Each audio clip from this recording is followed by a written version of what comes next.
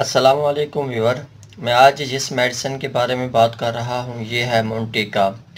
दोस्तों मोन्टीका एक ब्रांड है, जैसे कि ये माइटीका है। इसका जो साल्ट है वो है मोन्टेलोकास्ट।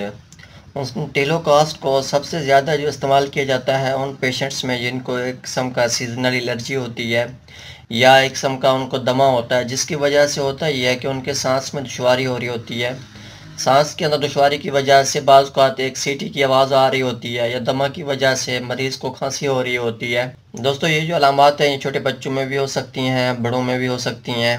दोस्तों इसकी अगर हम मेडिसिन की बात करें, इसका जो काम है वो ये है कि वो उन मेडिएटर्स जिनकी वजह से हमारे लंग्स के अंदर एक किस्म की इन्फ्लेमेशन हो रही है, ये उनको रोक देती हैं, जिसकी वजह से इन्फ्लेमेशन कम हो जाती है, जिसकी वजह से सांस की जो दुश्वारी हो रही होती है वो ख़त्म हो जाती है, वो सांस की बहाली शुरू हो जाती है। दोस्तों अगर हम इसकी डोजेज की बात करें, ये हमारे पास 10 mg टैबलेट फॉर्म में अवेलेबल है, 4 mg के टैबलेट के फॉर्म में भी अवेलेबल है, 5 mg के अंदर भी अवेलेबल है।